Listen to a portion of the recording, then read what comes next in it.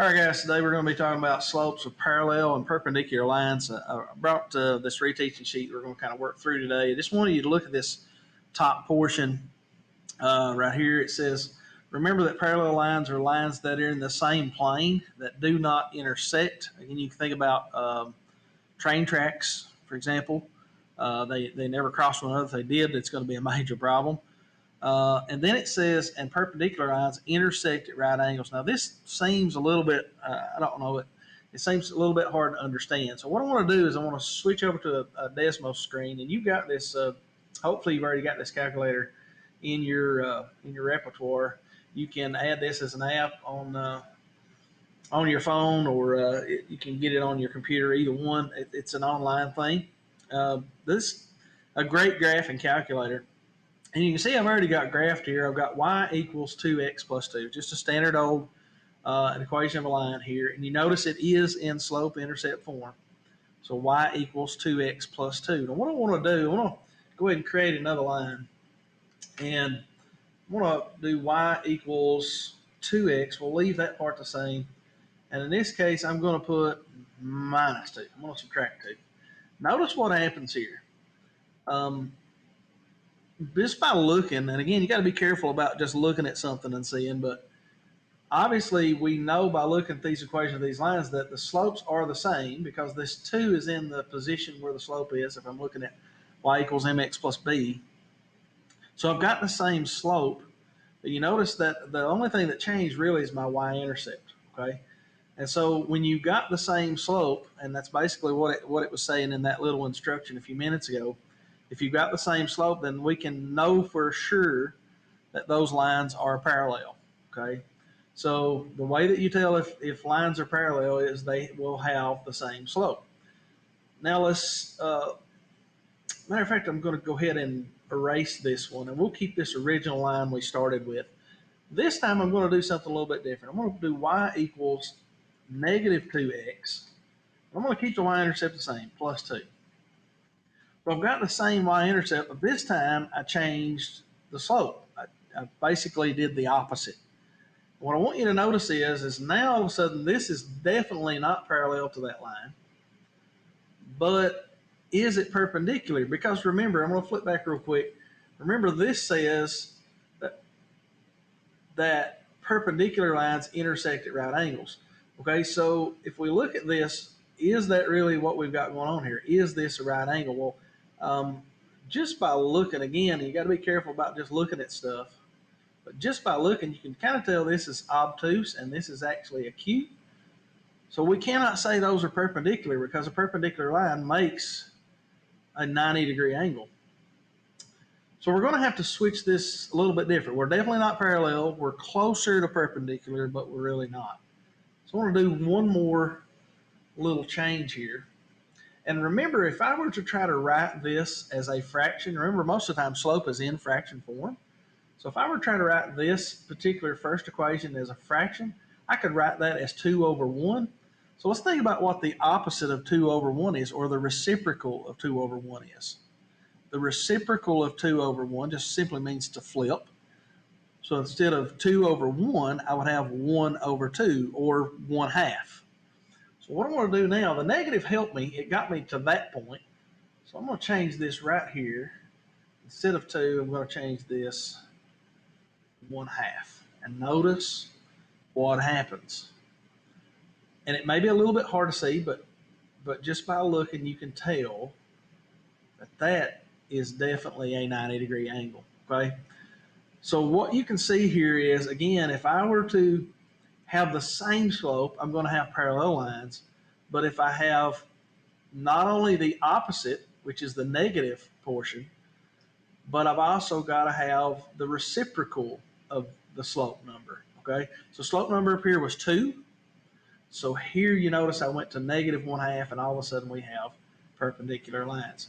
So I want to say this as we continue here, that parallel slopes, parallel lines have equal slopes. Okay, the slopes are the same. And perpendicular lines, 2 words here that you really need to remember, are they have opposite reciprocal slopes. Okay, so that's going to be very important as we go through these exercises today. So let me start and just kind of dig into a few of these, and let you have a look, and I think it'll make more sense. So we're going to move down here to number one, and number one says in exercises 1 and 2 are lines M1 and M2 parallel. It's asking, are they parallel? So let's look at number one, and you should probably be able to spot this pretty easy. If I'm at this level, then I go straight over to this level, I've moved on my x-axis, but I've not really moved on my y-axis at all, okay? So basically, I've got a horizontal line. Now, you should remember that the slope of a horizontal line, remember slope is steepness, so this line is not steep at all. In other words, the slope is 0. So what about this one up here? Have we got another horizontal line? Well, sure, it's not going up or down on the y-axis. It's at the same exact level. So the slope here is 0. So I have two slopes that are the same. What does that tell me? That tells me that those are in fact parallel. Okay, that one was pretty doggone easy. Now let's look at number 2, which may pose just a little bit more of an issue. So here is number 2. And you may look at it and say, well, yeah, look at those. Those are parallel. Your mind will almost play tricks on you. And this one looks like it may be kind of tilted downward, maybe this way a little more. I don't know. But there's only one real way to be able to figure this out, and that is to compare the slopes. Again, parallel slopes are equal or the same. So we don't have to do a big, long, arduous process. All we have to do is just take one line at a time. So if you notice from here, I'm going to start at the left, and I'm going to do rise over run. So I'm going to go up 1, 2, 3. I'm going over 1. So that is 3 over 1. And 3 over 1 equals the same thing as 3. All right, let's go over to this other one and let's see what it looks like. So I start at the left and I'm going to go up. So I'll go up 1, 2, 3, 4, 5, 6. Oh no, this is not looking good. It's going up 6 and I'm going over 2. So my rise over my run is 6 over 2. But wait a minute, 6 divided by 2 is also 3. So guess what? These two lines are in fact parallel because they have the same slope. Okay, so let's use that application. Let's take it up a notch, if you will, and let's look at number 7 here. And the instructions say, write an equation for the line parallel to the given line that contains point C. So we're given an equation of a line here, and we're given a point that it must go through. And they're wanting us to write the equation of another line that is parallel to that given line. Okay, so I'm going to move the paper up just a little bit and give us some real estate to be able to do this. I have to zoom out just a little. So there's the equation of our line. So the first thing we need to think about is if they want me to provide them the equation of a line that is parallel to this line. Well, what do I know about parallel lines? Right off the bat, I know that parallel lines have the same slope. So what is the slope in this equation right here? Well, again, our y equals mx plus b slope-intercept form tells us that whatever's right in front of the x, right there attached to the x, we know that that is the slope. Okay, so if I look up here at this equation, I'm going to see that this right here has to be my slope.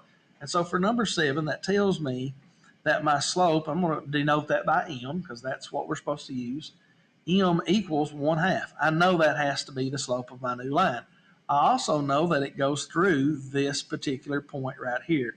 It goes through point C, which is -4 and -3. So now to write the equation of this line, I have a point and I have slope.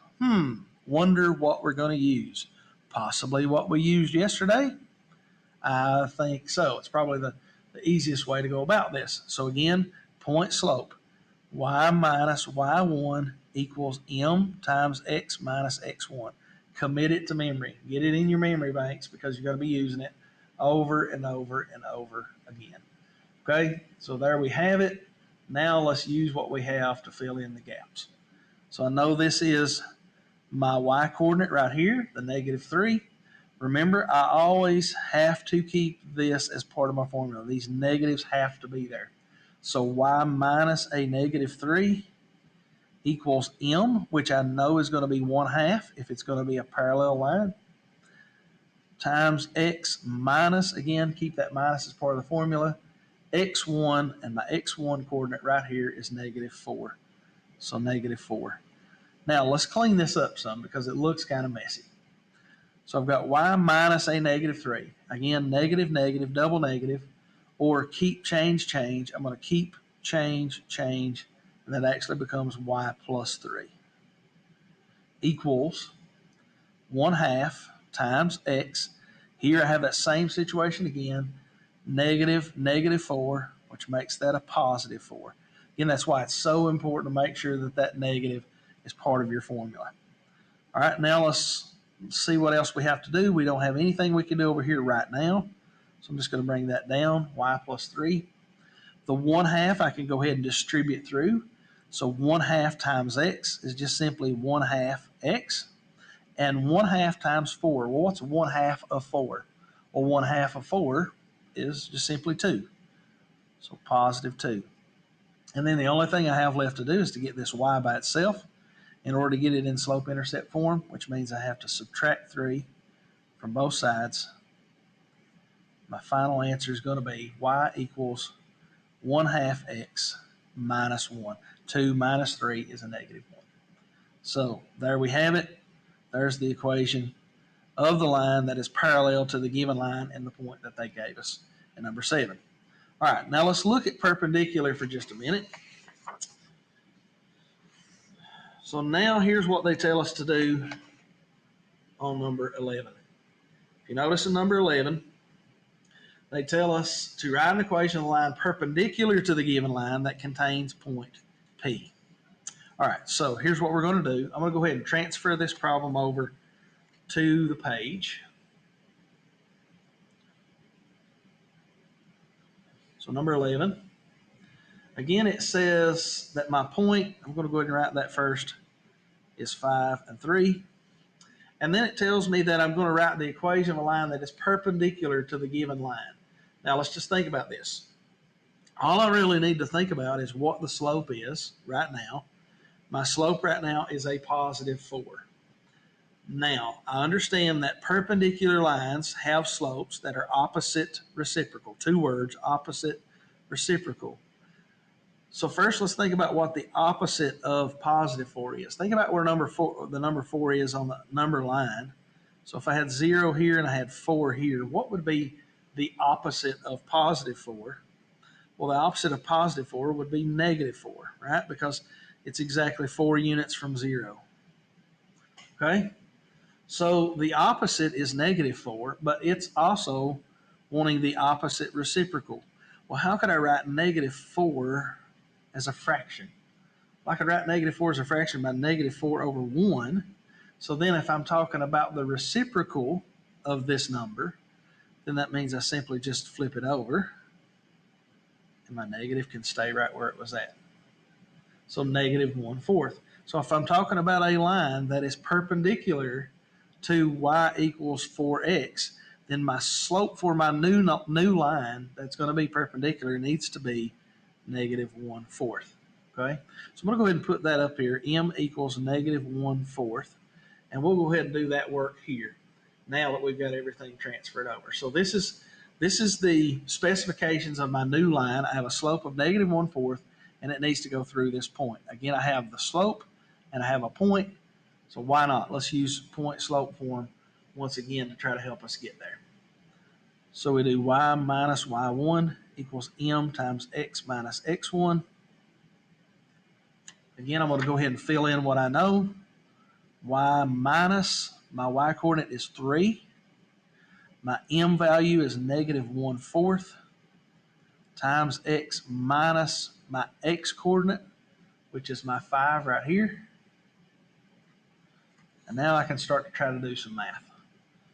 Y minus 3 is just going to come down. There's nothing really I can do with that. -1/4 times x. It's just simply going to be -1/4 x. Negative 1/4 times negative 5. First, let's deal with the negatives. Negative times negative is going to be positive, so I'll make that positive.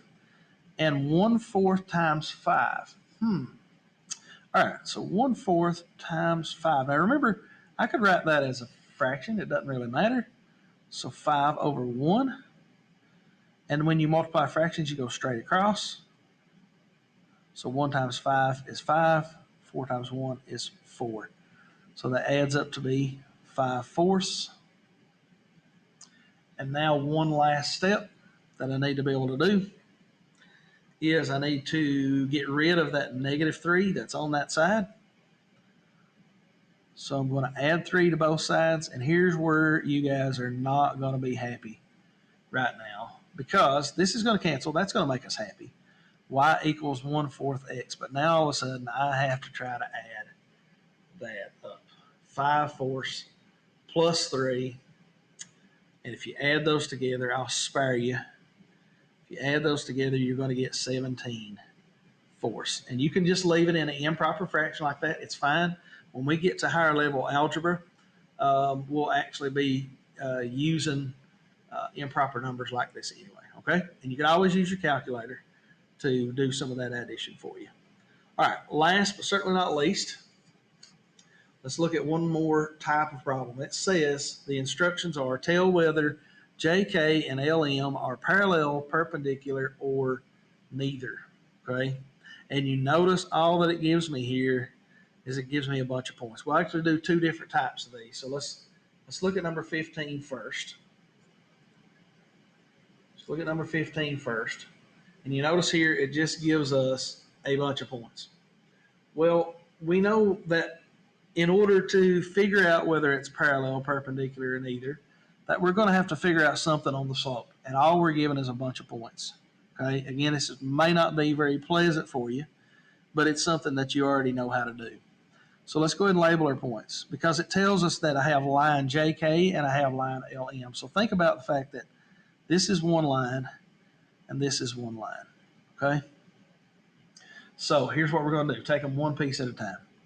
We'll go ahead and label this X1, Y1, X2, Y2. Okay, so remember, when we're finding slope of a line, we have to take Y2 minus Y1, the change in Y, over the change in X. Okay, so I'm going to do 3 minus 0 over negative 1 minus 2. Okay, so I end up with 3 minus 0, which equals 3, over negative 1 minus 2. Negative 1 minus 2 is a negative 3, so this ends up working out actually quite nice. 3 divided by negative 3, positive divided by negative is going to be negative. 3 divided by 3 is 1, so negative 1. All right, now let's do the other one.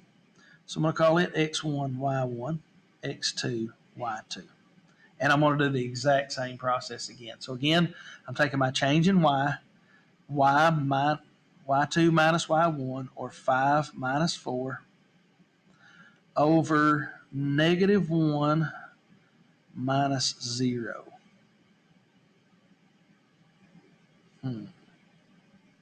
5 minus 4, negative 1 minus 0. So 5 minus 4 is going to be 1. And negative 1 minus nothing is still negative 1. But if I take 1 divided by 1, I'm going to get 1. But positive divided by negative is going to be negative. I'm also getting negative 1. So what can we conclude from this? We can conclude that these two lines right here that are notated by these points have to be parallel, because the slopes of these two lines are both the same. They're both negative 1. All right, one more example, number 17. Number 17, same instructions. It wants us to figure out whether these lines are parallel, perpendicular, or neither.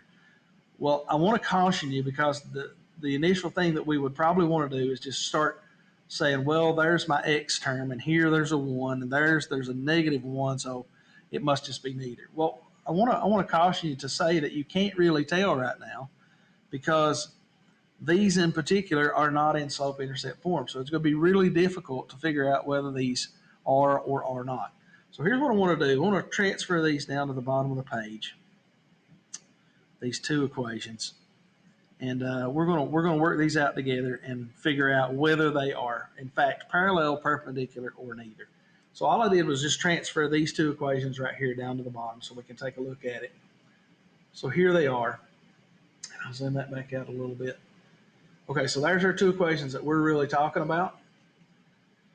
So let's look here first. To get this in slope-intercept form, I've got to isolate this y, and I've got to get this y by itself. So I'm going to put my finger over it. What's with it that I need to get rid of? Well, I need to get rid of this x, okay? I'm going to go ahead and do my line for those of you that do that. I'm going to subtract x from both sides. It's getting closer already. So I've got 6y equals, because this cancels out. And I'm going to go ahead and start trying to put this in slope-intercept form. So I'm going to put the negative x term first, negative x plus 7, because that's a positive 7. And then here, I still need to get rid of this 6. So in order to get rid of this 6, I'm going to have to divide by 6 on both sides. And here's the other thing I want you to remember. When you divide a term from one side, you have to divide it by everything on the other side, okay, not just one part. So I've got 6 divided by 6 here, which equals y. Here, what is in front of this x? Even though you don't see it, there is a 1 right there, okay?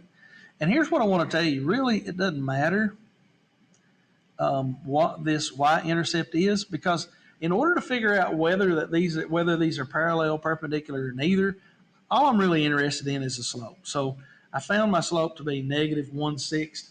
Now I just need to do the other one and see what it comes out to be. All right, so let's look at this one. So yes, some stuff definitely needs to move.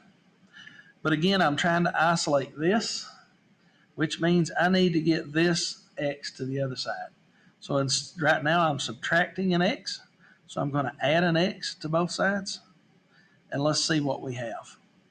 So I'm going to have x plus 16 equals negative 5y.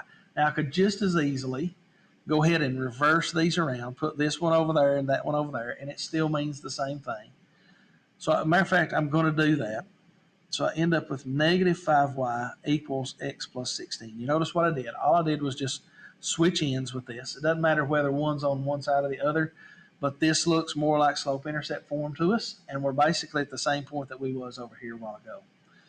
So if you notice, I've got to divide by negative 5 in order to be able to get y by itself. And once I do that, I'm going to end up with, put my work right over here, y equals negative 1. Remember, there's a 1 right there. Negative 1/5 x minus 16 over 5. Again, I'm not even really worried about this. This looks messy, and I'm like, oh my goodness. But really, all I'm really focused on is this slope. Now, let's take a look at this real quick. Look at my slopes. I've got negative 1/6, and I've got 1/5. Well, those are definitely not the same. So we've concluded this is not parallel. Okay, let's think about perpendicular now. Negative 1/6. Well, in order to be perpendicular to negative 1/6, first of all, it has to be the opposite, which would be 1/6. And then it has to be the reciprocal, which means this would have to flip and it would be 6 over 1 or 6. Well, that is definitely not what we have right here. We have 1/5.